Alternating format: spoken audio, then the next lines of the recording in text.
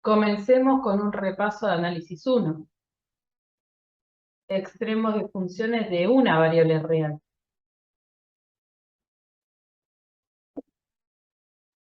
Vamos a repasar el tema con un ejemplo. Lo primero que hacíamos era ver el dominio.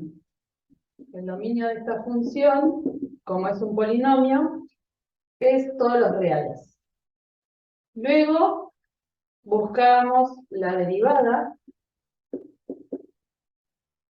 3x cuadrado menos 12x, la igualábamos a 0 y buscábamos las soluciones de esta ecuación.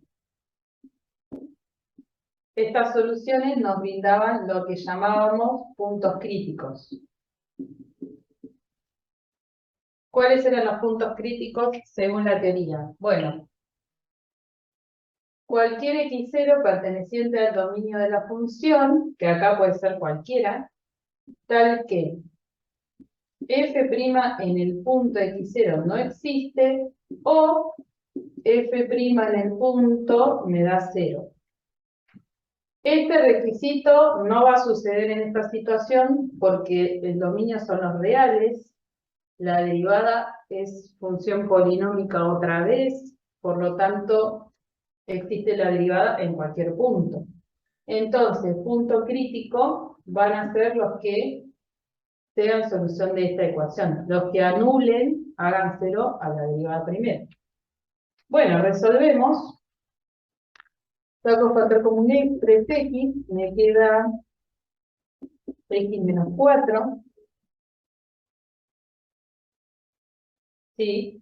Igual a 0, y un producto es 0 si 3x es 0 o x menos 4 es 0. Por lo tanto, tenemos x0 igual a 0, y el otro punto es 4. Estos son nuestros puntos críticos. Cualquier punto que no es crítico, directamente no era extremo. Si x0 no es punto crítico, entonces en x0 no hay extremo. Si x0 sí es punto crítico, que acá tenemos 2, x0 es candidato a extremo, significa que era posible extremo, pero todavía no sabemos si eso no es. Puede que sí, puede que no. Entonces, la primera etapa era encontrar los candidatos, esto es, los puntos críticos. Y la segunda etapa era clasificar estos puntos. ¿De qué forma podíamos clasificar estos puntos? Criterio de la derivada primera y criterio de la derivada segunda. Son las dos opciones.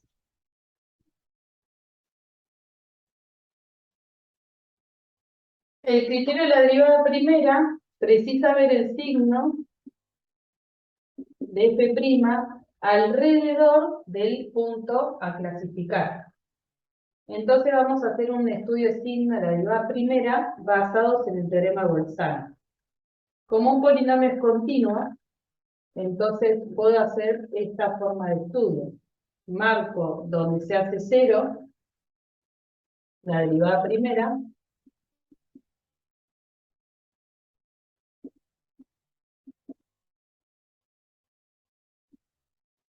y donde no existe.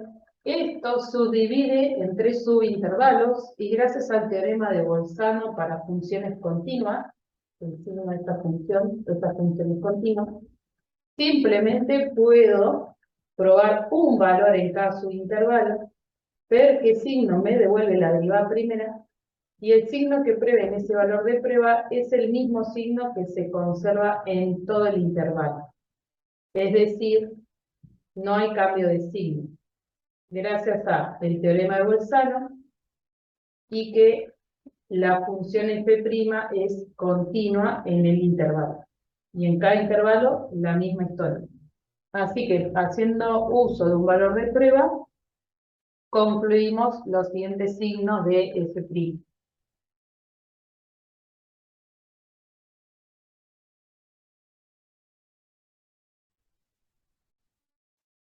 Con el signo de F' sabíamos el crecimiento de la función. Por lo tanto, en X0 crece y decrece, y en X1 decrece y crece. Así que en X0 hay un máximo y en X1 hay un mínimo. Y de esa forma clasificamos los puntos críticos en análisis 1. Ahora, usando el criterio de la derivada segunda, tengo que ver el signo de la derivada segunda, pero no alrededor de cada punto, sino en el punto.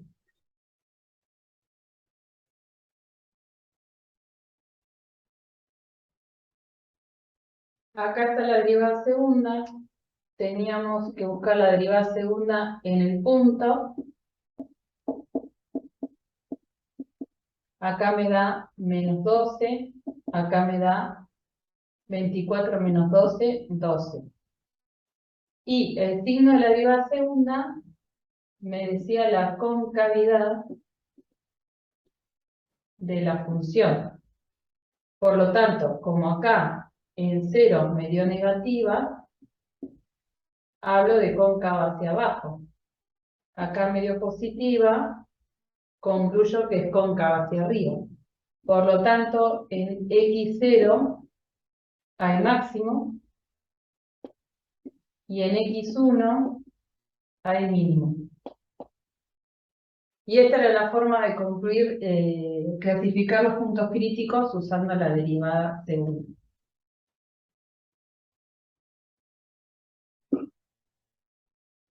Entonces, como pueden ver, analíticamente, las etapas a realizar para hallar los extremos relativos era buscar los puntos críticos y luego, con alguna de las dos herramientas disponibles, clasificarlos. En este caso, los dos resultaron ser extremos relativos, pero era posible que alguno de ellos o ambos no sean realmente extremos.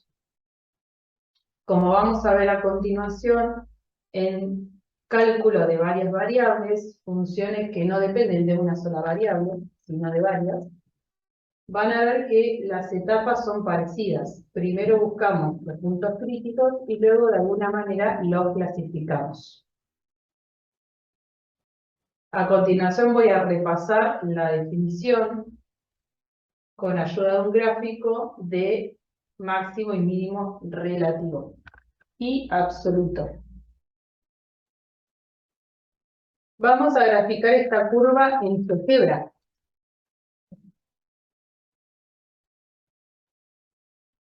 Acá la tenemos dibujada, así que ahora quiero ir a intersección, curva con eje X. Me brinda X igual a menos 0,85, X igual a 1, X igual a 5,85.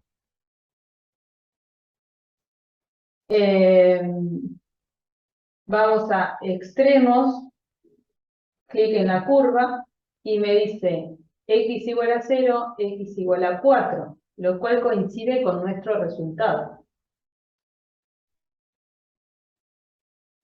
Basada en esta información hago un bosquejo del gráfico en la pizarra. Acá tenemos un bosquejo con las referencias incluidas. Fíjense que en 0 había un máximo relativo y en 4 había un mínimo relativo. ¿Qué significaba relativo? En X igual a 4. Considero un entorno de X igual a 4. Y como es mínimo relativo, quiere decir que existe un entorno en el que, si yo miro los valores de la función en este entorno, en este x es donde se consigue el valor más chiquitito, comparado con el valor de la función en cualquier otro x en este entorno. Es decir, de todos los valores x en este entorno, veo los valores de la función y de todos esos valores, el valor de la función más chiquito se consigue en x igual a 4. Y máximo relativo, la palabra relativo se refiere a un estudio local. Es lo mismo que decir mínimo local, que está asociado a verlo en un entorno. Entonces, máximo relativo es cuando existe un entorno de el x en donde tengo el máximo relativo, veo la función en este entorno, sería este, y veo que para todos los x en este entorno, el valor más grande se consigue en el 0. Ahí es el máximo relativo. Entonces, la definición teórica dice que f en x0 es mayor o igual que f de x para todo x en un entorno centrado en el x0 de algún radio chiquitito. Entonces, en x0 hay un máximo relativo. Y mínimo relativo es cuando f en el punto es menor o igual que f en todos los otros puntos para todo punto en el entorno. Entonces en x1 hay un mínimo relativo.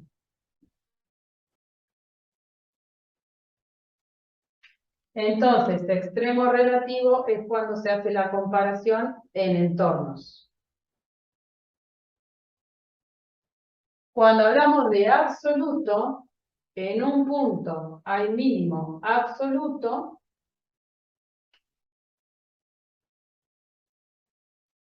cuando f es más chico que los demás. ¿Y con qué otros puntos, quiénes serían los demás para la comparación? Bueno, para todo x en todo el dominio completo. Si comparamos f en este valor con f en cualquier otro de todo el dominio, todo, y este es el más chico, entonces en x1 hay un mínimo absoluto, que también se dice mínimo global. Y con esto queremos indicar que el estudio se hace con todos los puntos del dominio completo. Obviamente, para máximo absoluto, tendrá que suceder que en x1 se consigue el valor más grande comparado con cualquier otro en todo el dominio. Entonces hablaríamos de máximo absoluto o global. En este gráfico, como pueden ver, acá tenemos un máximo relativo o local, pero no sería el máximo absoluto, el más grande de todo comparado con todo el dominio. ¿Por qué? Porque acá hay valores del dominio donde la función devuelve valores de la función más grande que el máximo. Acá estos devuelven valores de imagen que supera al máximo que era máximo acá.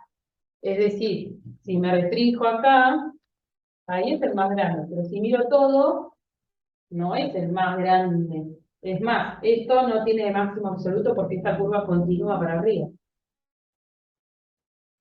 Lo mismo ocurre con mínimo relativo. Si miro acá nada más, es el más chiquitito. Pero si miro todo, no es el más chiquito de todos este valor. ¿Por qué? Porque acá veo una porción de curva que fue más abajo que este. Por lo tanto, los valores de la función de esta curva para estos x da estos que son más chicos que el mínimo. Así que acá tampoco tenemos mínimo absoluto. Situaciones similares nos van a pasar en cálculo de varias variables. Puede ser que encontremos máximo relativo y no haya absoluto. Puede ser que encontremos varios mínimos y máximos y uno de ellos sea el absoluto. Puede ser que encontremos, no encontremos ningún extremo. La misma variedad de posibles situaciones que había en el análisis de una variable real son análogas situaciones las que aparecen en cálculo de funciones de varias variables, como vamos a ver en la teoría. Y acá cerraríamos el repaso del análisis de extremos de funciones de una sola variable real. F, que depende de solamente X, y qué valor devuelve Y.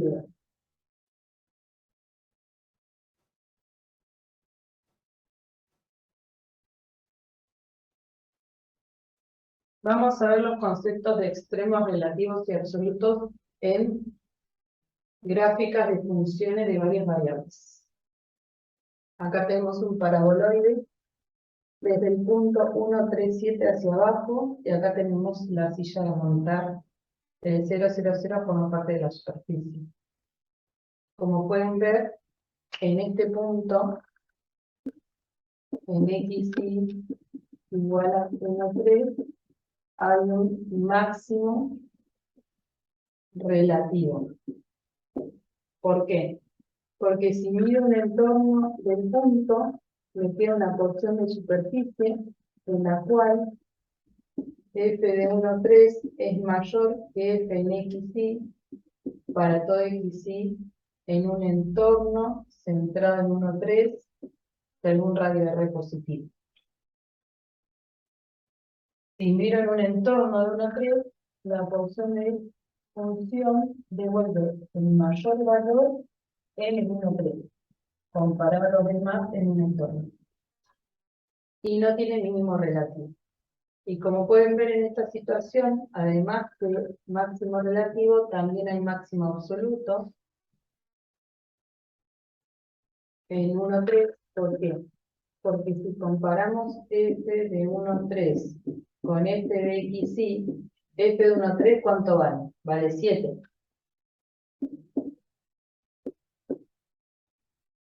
Si lo comparamos con f de xy para todo xy en todo el dominio,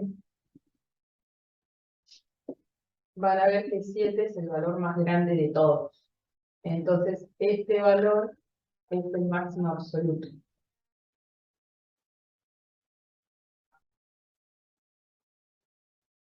En este caso, en la silla de montar, pueden ver que en 0, 0, si miramos la curva azul, que forma parte de la superficie, da la sensación de que en 0, 0 hay un mínimo local.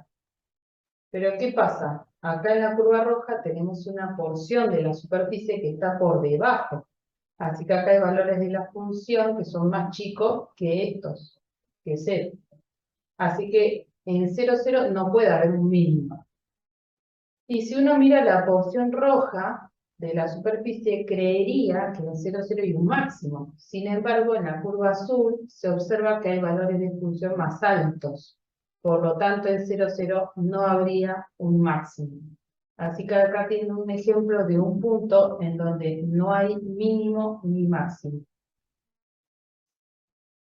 Más adelante, esta situación nos va a servir como ejemplo de que en 0, 0 tenemos un punto crítico y sin embargo no es ni máximo ni mínimo. Este es el típico ejemplo que ofrecemos para decir que en un punto x0 y 0, en este caso el 0, 0, hay punto crítico y sin embargo no es un extremo relativo ni absoluto. Y en estos ejemplos hemos repasado las definiciones de extremos relativos y absolutos. En teoría anterior vimos que si una función es diferenciable en un punto, entonces existe plano tangente en ese punto, Y el normal del plano tangente, si la función está dada como z, como función de x, el normal tiene estas componentes. Derivada parcial respecto de x en x y 0, derivada parcial respecto de y en x y 0, y la tercera componente es menos 1. Ahora, si nuestro plano tangente es horizontal, entonces el normal tendría que ser paralelo a este normal, que es el 0, 0, 1, que es el mismo del eje Z.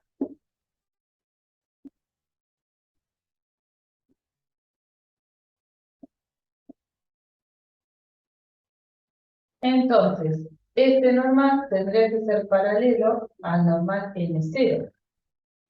Entonces, la derivada parcial f de x en el x0 y 0 tendría que ser múltiplo de la primera componente. La segunda componente de este normal tendría que ser igual a lambda por la segunda componente. Y la tercera componente, que es menos 1, es igual a lambda por la tercera componente, que es igual a 1.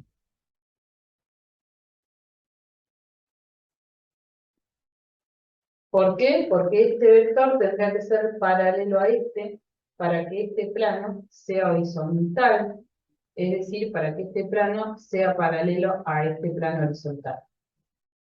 Como pueden ver, entonces lambda es menos 1. Entonces, acá, menos 1 por 0 nos queda 0 y nos queda 0. Entonces, ¿qué concluimos? El plano tangente es horizontal si las dos derivadas parciales son nulas. Entonces,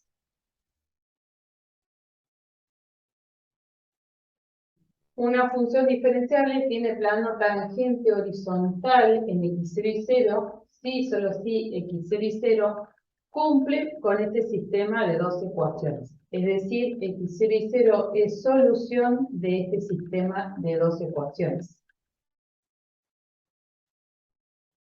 Entonces, si uno quiere encontrar los puntos en donde el plano tangente es horizontal, tendría que buscar los puntos donde la función es diferenciable.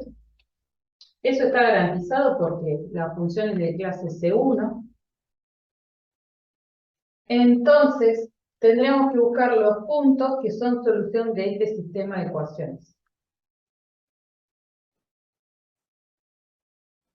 Y fíjense que donde haya un extremo relativo o absoluto, van a ver que en estos puntos el plano tangente es horizontal.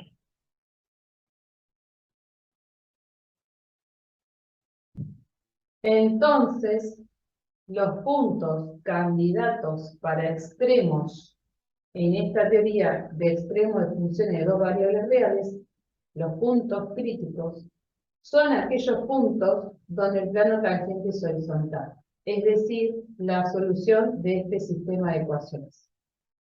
¿Y qué hacemos si la función no es derivable en el punto? Bueno, también se considera punto crítico. Entonces, reuniendo todo, vamos a considerar puntos críticos de esta función a aquellos puntos donde no existe la derivada, alguna de las derivadas parciales, o en caso de que existan ambas, se anulan simultáneamente. Ese punto se va a considerar punto crítico. Y de la misma manera que en la teoría de función de una sola variable, los puntos críticos son los puntos en donde haya posiblemente extremos relativos y o absolutos. Y los puntos que no sean críticos, en esos puntos no hay extremos. Y recuerden que los puntos que consideramos para estos fines siempre son puntos siempre, siempre que pertenecen al dominio de la función. Tiene que estar definida la función en esos puntos.